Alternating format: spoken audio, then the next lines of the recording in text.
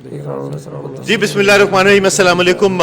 خادم کو مطلوب طاہر کہتے ہیں. عروسہ خان صاحبہ میرے ساتھ موجود ہیں اور سید اقرار حسن صاحب کسی تعارف کے محتاج نہیں ہیں. سریعام پروگرام کرتے ہیں لیکن یہ سریعام اور بہت سارے بم پھوڑتے رہتے ہیں. انہوں نے کسی شخص کی شان میں گستاخی کر دی. کون ہے وہ؟ ذل الہی. جی، اور وہ ذل الہی ان کا قبر تک پیچھا کریں گے. یہ ان کو اس طرح کی دھمکیاں ملی بھی ہیں. کون ہے وہ؟ جی وہ ہیں طارق بشیر چیمہ صاحب. طارق بشیر چیمہ صاحب والی اور اسلامی کالج والی کیا کہانی ہے؟ اسلامی کچھ یونیورسٹی. نہیں کہانی تو دیکھیں، میرا آپ جو کہیں گے سچ کہیں گے، سچ کے علاوہ جو کہوں گا سچ کہوں گا، سچ کے سوا کچھ نہیں کہوں گا، ورنہ مجھ پر اللہ تعالیٰ کا قہر اور عذاب نازل ہو. یہ وہی حلف ہے جو آپ میں عدالتوں میں روزانہ میں دیتا ہوں اور آپ نے بھی دیے ہوئے ہیں نا. جی مدعے پہ آئے. جی مدعا یہ ہے کہ اسلامی یونیورسٹی بہاولپور کا یہ معاملہ جس نے سر اٹھانا شروع کیا. اب راجہ صاحب اور عروسہ، یہ بڑی خوشگوار حیرت کی بات ہے کہ اس یونیورسٹی میں 35,000 اس قوم کی بیٹیاں اور بچیاں تعلیم حاصل کر رہی ہیں.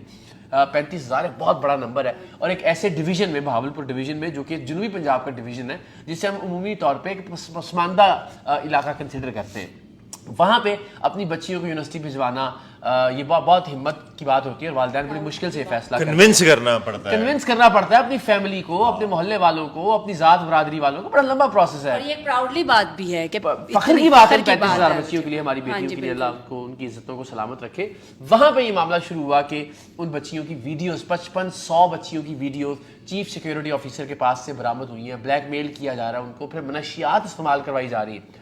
تو یہ ایک بڑا سینسٹیو سا معاملہ تھا. ہم نے اس کو انویسٹیگیٹ کرنا شروع کیا، اور کوشش ہمیشہ یہ ہوتی ہے کہ ہم وہی سنی سنائی باتیں جو ہیں وہ آگے نہ بڑھائیں. اور دین بھی یہی کہتا ہے کہ اس سے بڑا بدکار کوئی نہیں ہے جو صرف بات کو سنے اور سن کے آگے بڑھا دے. ہم نے تحقیق کی اس پہ مکمل کہ معاملہ شروع کہاں سے ہوا.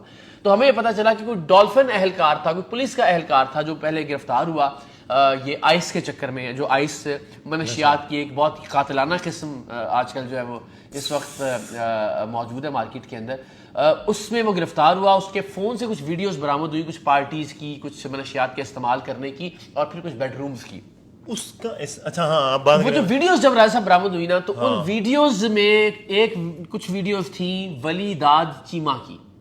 ولی داد چیمہ جو ہیں یہ صاحبزادے ہیں طارق بشیر چیمہ صاحب کے. طارق بشیر چیمہ صاحب کاف لیگ کے اس وقت طاقتور ترین وزیر ہیں یزمان سے، جو کہ بہاولپور کی تحصیل ہے. ایم این اے بھی ہیں، اور وہاں کے بڑے یہ تگڑے با اثر اور بدماش قسم کے سیاستدان کنسیڈر کیے جاتے ہیں.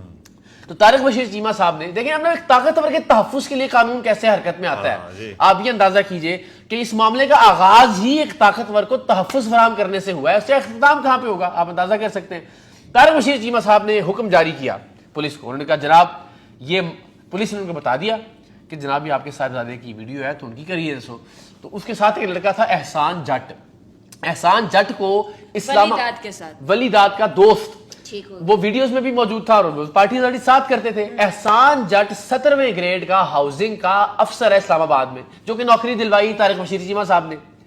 ٹھیک ہے، 17ویں گریڈ میں، جو کہ جاتا تھا نہیں جاتا، ہاؤسنگ کی منسٹری ہے نا ذل الہی کے پاس. ٹھیک ہے جی، ہاؤسنگ میں 17ویں گریڈ کا افسر احسان جٹ، جس کا کوئی تعلق نہیں تھا، جو صرف پارٹیاں کرتا تھا ولی داد چیمہ صاحب. اس بیس پہ اس کو وہ پوسٹ بھی اسی ظاہر ہے، وہ تو باپ کو کہا، والد صاحب نے لگوا دی.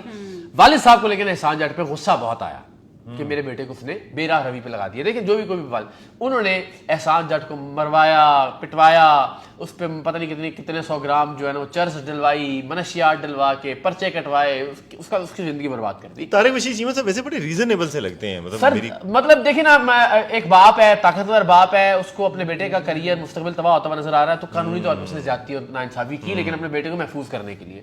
ساتھ انہوں نے یہ جو ہے نا حکم بھی جاری کیا اپنے دیوان خاص اور دیوان عام سے پولیس کو کہ جناب جتنی ویڈیوز بھی جس موبائل میں اس ملک کے یا اس کائنات کے یہ ویڈیو ولی داد چیمہ کی ہے، اس موبائل سے اس ویڈیو کو ڈیلیٹ کروایا جائے.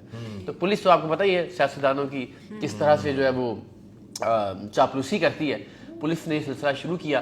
وہ چلتے پتہ چلا کہ کون کون وہ ان پارٹیز کا حصہ ہوتا ہے، کون کون آئس استعمال کر رہا ہے بہاولپور میں، کس کا فارم ہاؤس استعمال ہوتا ہے. ولی داد کا اپنا فارم ہاؤس بڑا بدنام ہے اس معاملے میں. ولی داد کا فارم ہاؤس جو ہے نا جی، وہ پارٹیز اور آئس کی پارٹیز کے حوالے سے بڑا بدنام.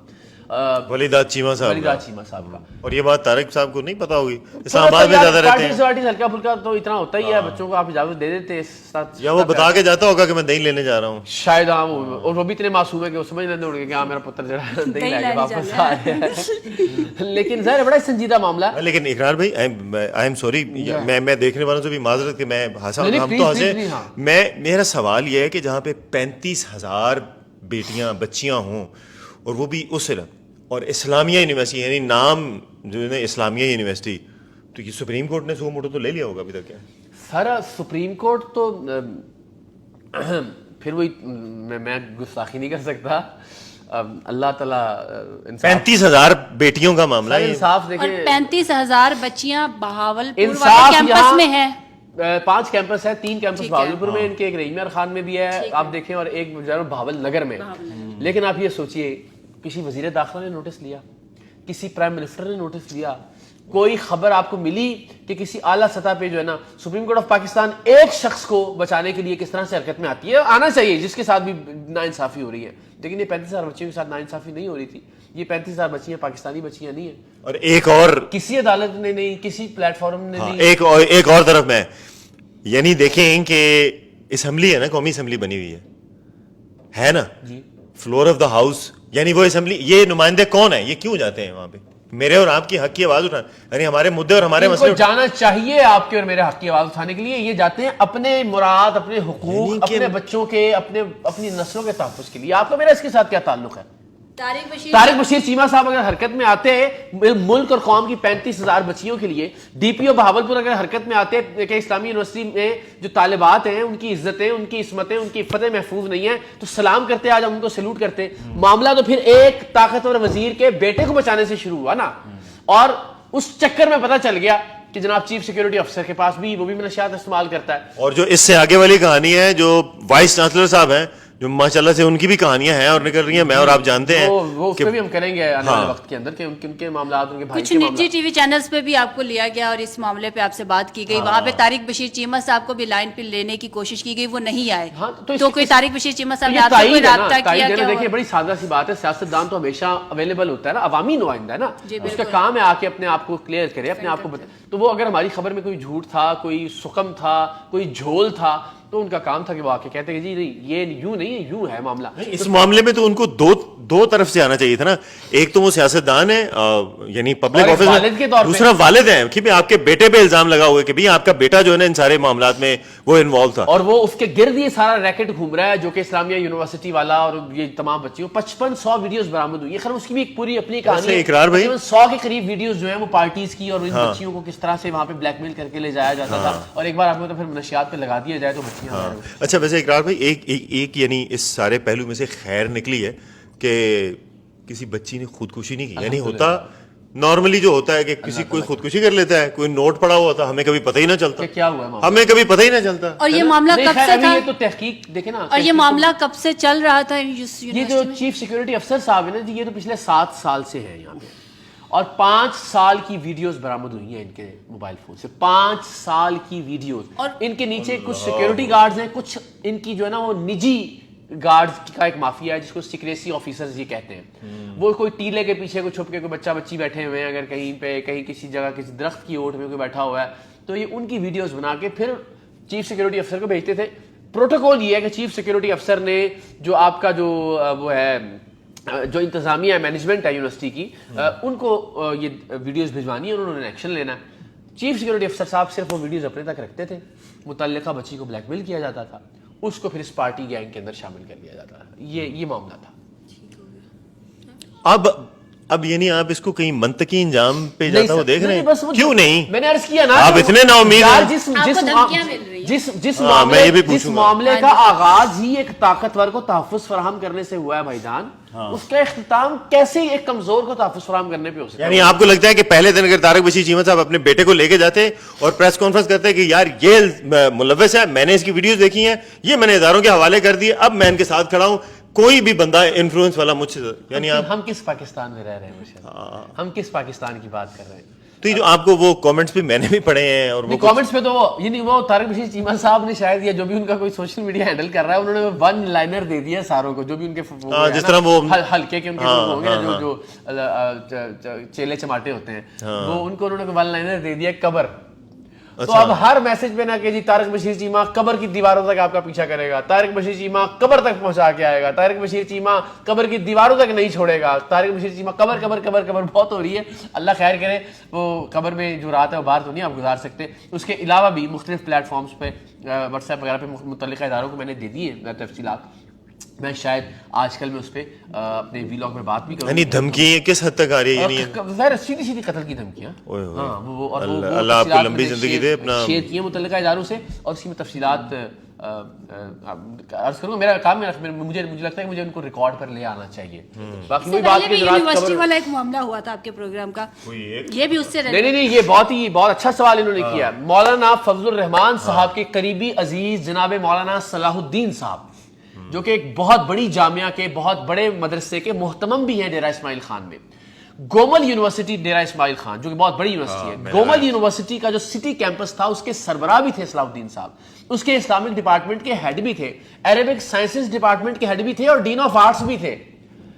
ٹھیک ہے, اور بہت ہی باریش اور بڑی بہت ہی دینی اردے والی شخصیت. ان کو ہم نے پکڑا کیا یعنی ایسی ویڈیو تھی جن کا ذکر بھی نہیں میں کر سکتا, بس یہ سمجھ لیجیے. بچیوں کو نمبر دینے کے چکر میں, نمبر ان کے بڑھانے کے لیے ان کو بلیک میل کر کے وہ ویڈیوز ہمارے پاس تھی کہ جیسے ہی وہ ویڈیوز انہوں نے دیکھی انہوں نے کہا اس کو بند کر دیجئے, میں معافی مانگتا ہوں, میں اپنا ریزگنیشن دے رہا ہوں. انہوں نے استعفیٰ دے دیا. راجہ مطلوب صاحب, عروسہ خان صاحبہ, استعفیٰ دینے کے بعد اسی ملک کی عدالت نے انہیں باعزت بری کیا اور کہا کہ آپ اقرار الحسن کے خلاف حد کے عزت کا دعویٰ کریں.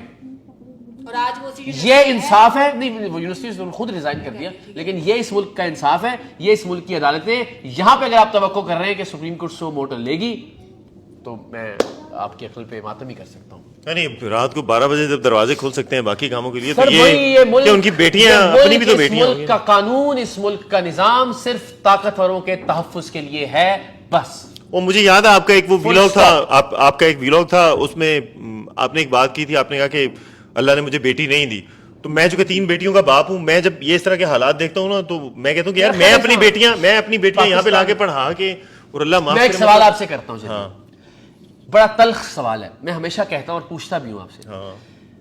آپ برطانیہ میں بھی ہیں, آپ کی فیملی بھی وہاں پہ ظاہر آپ رہتے ہیں. میں کہتا ہوں جی برطانیہ میں ہفتے کی رات ہے, صبح کے 4 بج رہے ہیں, اور وہاں پہ آپ سب جانتے ہیں برطانیہ جانے والے کہ عام طور پہ جو ویکینڈ ہے اس میں جب آپ سڑک پہ نکلتے ہیں کھانا وانا کھانے کے لیے تو اس پہ آپ دیکھتے ہیں کہ نشے میں دھت غول جو ہیں وہ نائٹ کلبز سے باہر نکل رہے ہوتے ہیں. ٹھیک ہے, مرد بھی بے شمار, عورتیں بھی, بچیوں نے لڑکیوں نے تو باقاعدہ سینڈلز جو ہیں وہ ہاتھ میں پکڑ رکھے ہوتے ہیں کیونکہ وہ نشے میں ڈول رہی ہوتی ہیں اور وہ جو ہیلز ہیں اس پہ وہ چل نہیں پا رہی ہوتی ہیں, تو لہٰذا وہ ننگے پیر چل رہی ہوتی ہیں. اور اسی طرح سے ہزاروں کی تعداد میں مرد بھی ہوتے ہیں, کسی عورت کے ساتھ بدتہذیبی ہوتے ہوئے نہیں دیکھی ہم نے. ٹھیک ہے, سڑک کے اوپر ایک یہ منظر ہے کہ 4 بجے ہفتے کی رات کو اس طرح سے مردوں کی غول نشے میں دھت وہاں سے نکل رہے ہیں, اور ایک منظر ہمارے یہاں پہ ایک لوگ نماز پڑھ کے مساجد سے باہر نکل رہے ہیں ہفتے کی رات 4 بجے. اب آپ کی بہن, آپ کی بیٹی, آپ کی اہلیہ کسی ایمرجنسی میں اسپتال سے گھر واپس تشریف لا رہی ہیں, صبح کے 4 بج رہے. آپ برطانیہ میں اپنی بیٹی بہن کو زیادہ محفوظ تصور کریں گے ہفتے کی رات 4 بجے, یا ہفتے کی رات 4 بجے پاکستان میں اپنی بہن بیٹی کو زیادہ محفوظ تصور کریں گے اگر وہ اکیلے ٹریول کر رہی ہے؟ تو میں تو دن 4 بجے یہاں پہ محفوظ نہیں سمجھوں گا, چونکہ مجھے پتا ہے نا, مجھے پتا ہے. اب اس معاشرے میں اگر آپ جملہ بول دیں یعنی تو پھر آپ کو جو مجھے پتا ہے کہ اس بات پہ بھی ہمیں بہت گالیاں پڑیں گی, لیکن میں اس کا لاجیکل جواب دیتا ہوں نا. یعنی مجھے پتا ہے پہلی بات تو یہ کہ کچھ ہوگا نہیں, اگر خدا نہ خواستہ سال میں اگر سینکڑوں کے حساب سے وہاں پہ بھی کیسز ہوتے ہیں, وہاں پہ بھی تو گندی ذہنیت کے تو انسان تو پوری دنیا میں, اگر خدا نہ خواستہ کچھ ہوا تو وہ اس کے گھر تک پہنچیں گے, وہ اس کی جان نہیں چھوڑیں گے, اور اگر وہ بھاگ کے پاکستان آ گیا تو وہ یہاں سے اسے لے جائیں گے, اور اگر 30 سال 40 سال کہیں چھپ گیا تو 40 سال کے بعد اس کے ڈی این اے سے کہیں نہ کہیں نکال لیں گے, چھوڑیں گے نہیں, وہ کیس کلوز نہیں کریں گے. جرمنی میں بال سے پکڑا ہوا پاکستانی تھا جس نے ریپ کیا تھا جنگل کے اندر. سر یہاں پہ پاکستان میں, آپ کے پاکستان میں یہاں پہ 32 سال کے بعد ان کو وہ لے کے گئے تھے, 32 साल के बाद उस बंदे ने आइडेंटिटी चेंज कर ली, अपनी हालत चेंज कर ली, सब कुछ 32 साल के बाद यहाँ से कानून फिर जब आम आदमी के लिए तहफ्फुज़ के लिए होता तो है फिर तो ऐसे होता है। यानी इख्तिताम पे तो फिर यही है ना, फिर हम यही सोचेंगे यार यहाँ पे कानून तो है लेकिन उसकी इम्प्लीमेंटेशन नहीं है। नहीं है, हाँ, कानून की इम्प्लीमेंटेशन भी लेकिन है, मैं गरीबों के लिए है। गरीबों के लिए नहीं तारिक है, बशीर चीमा के बेटे साहब के उनके बस लिए बेटे के कानून लिए, था। विफाकी वजीरों के बेटे के लिए, जजों के बेटों के लिए। वो सिविल जज साहिबा की बेगम को गिरफ्तार करके दिखाए ना पुलिस, जो उस मासूम बच्ची पे तशद्दुद हुआ है रिजवाना पे, जरा गिरफ्तार कर ले पुलिस तो अंदाजा हो जाएगा। अभी पता चल जाएगा आपको कि कानून और इंसाफ किसके लिए है, कल उसको बेल मिल जाएगी। यार इकरार भाई, मैं चलें ये सारी बातें लानत भेजें इस सब पे कि यार उसने क्या किया, उसने क्या किया गलत। यार इन लोगों की यानी आपने आखिरी दफा कब अपने बेटे को कहा होगा कि हाँ ठीक है बेटा, किसी गरीब को तुमने रोटी तुम अपने खा रहे हो तो किसी को नहीं, तुमने किसी का ख्याल नहीं रखना, बस तुमने अमीर हो, तुम कभी मशवरा दिया है? कभी आपके माँ बाप ने आपको, ये कौन लोग हैं कि इनके घर में भी इनको कोई समझाने वाला नहीं है? इतने जानवर हैं ये लोग। ये समझाने से मुराद है कि वो जो अपने माँ बाप को करते हुए देख रहे हैं, जब देख रहा है कि मेरा बाप एक वजीर के तौर पे उसने तहलका मचाया हुआ है, कैसे करप्शन कर रहा है, उसका इस्तेहकाक एक गाड़ी है, घर में 25 गाड़ियां खड़ी हैं, प्रोटोकॉल की 10 गाड़ियां खड़ी हैं, उसका इस्तेहकाक नहीं है, घर सरकारी किस तरह से उसका जो है ना वो गलत इस्तेमाल कर रहा है, तो जो बेटा देख रहा है वो उसी तरह से फिर अपना ट्रीट करेगा। अवाम को वो रियाया के तौर पर फिर ट्रीट करेगा ना, अपने इर्द गिर्द के लोगों को वो भी समझेगा कि मैं भी ज़िल्ले इलाही हूँ, मिनी ज़िल्ले इलाही, और ये जो है सारी मेरी रियाया है, और रियाया के तौर पे ट्रीट करेगा। उसकी ज़हनियत आप बना अपने रवैये से उस तरह से बना रहे हैं। और मैं अच्छा ये बात चूंकि रिकॉर्ड यानी आपकी कोई मदद से रही नहीं है, कई दफ़ा ऐसा हुआ है कि मैंने आपके साथ मैंने ट्रैवल किया कराची से इस्लामाबाद, आप अपने शूट के लिए आए, तो जो जिस होटल में हम लोग रुका करते थे, यानी अगर मैं एक अच्छी बात किसी की बतानी चाहिए, तो चूंकि इनको कंपनी की तरफ से एक इनको कमरा मिला हुआ है, तो अगर वहाँ पे दूसरे कमरे होने हैं, मैं हलफ बिल्ला मैं पैदा करने वाले की कसम उठा के बताता हूँ कि ये शख्स दूसरे कमरे का पैसे अपनी जेब से दिया करता है। खाने का, दूसरे आदमी खाने के पैसे भी, खाने का, सो स्टीम का, मैं भी एक इदारे से आज तक कभी अल्लाह ताला। एक मिसाल अभी रिसेंटली जो मैंने देखी, परसों हम लोग सब डिनर पे गए हैं, तो कुर्रतुलैन साहिबा ने किस तरह से वो पैसे जो है वो सबको बांट रही थी, उसकी एक मिसाल हमने अपनी आंखों से देखी कि घर में भी इस तरह का माहौल, और पहलाज साहब भी साथ थे, और किस तरह से वो अकेला खाना नहीं खाता है, वो मुझे मुझे पूछ रहा घर में एक सिस्टम जो है वो हमने खुद देखा हुआ। बड़ा आपने कहा, मैं मिसाल देता हूँ ना, यहीं से शुरू होता है। किसी ने कहा था कि ब्यूरोक्रेसी में आगाज हुआ था 3 टीज के गलत इस्तेमाल से। पहला टी था टेलीफोन। जब लोगों के घरों में टेलीफोन लगे, सरकारी काम के लिए टेलीफोन लगे थे, और उन्होंने अपने रिश्तेदारों को, तरद्दुद कम हो गया, ठीक है ना, पहला करप्शन का आगाज हुआ इस टी से। दूसरा टी था ट्रांसपोर्ट। एक गाड़ी आपकी, और वो गाड़ी आपको मिली हुई है सरकारी कामों के इस्तेमाल के लिए, लेकिन वो आपके बच्चों को ट्यूशन भी छोड़ के आ रही है, वो आपकी सब्जी भी लेके आ रही है, वो आपके लिए गोश्त भी खरीदने जा रही है। दूसरा टी यहाँ से, और फिर TADA उसका गलत। तो 3 टीज से ब्यूरोक्रेसी में करप्शन का आगाज यहाँ से हुआ। और इसीलिए इदारा आप जानते हैं, अल्लाह ताला जिंदगी दे हमारे मालिकान को भी और ARY नेटवर्क को बता रहे, मजबूरी जिंदगी में सवाल करने का तो वहाँ रिवाज ही नहीं है, लेकिन अल्लाह ताला की ज़ात जानती है कि अगर दूसरे आदमी का, 2 लोगों ने खाना खाया है तो दूसरे आदमी के पैसे, बल्कि कोशिश की हुई फिर कि पूरा बिल जो है वो मैं खुद अदा करूँ। अगर ये मेरा बेटा मेरे साथ ट्रैवल कर रहा होगा तो वो यही चीज़ें सीखेगा, और इनके बेटे फिर यही चीजें सीखते हैं। अल्लाह ताला बड़ा बोल ना बुलवाए परवरदिगार इसकी तरफ हम, लेकिन फिर भी नाउमीदी कहते हैं कुफ्र है, हम फिर भी उम्मीद करते हैं अल्लाह करे कोई अच्छे अंजाम, हमारी उन बेटियों बहनों की इज्जतें इस्मतें सलामत रहें। और क्या पैगाम क्या देना है, क्या देंगे पैगाम सिवाय पैगाम यही है कि इंसाफ देने वालों जो बेटियां हमारी खास तौर पे इदारों के अंदर हैं ना, उन पे बड़ी जिम्मेदारी है।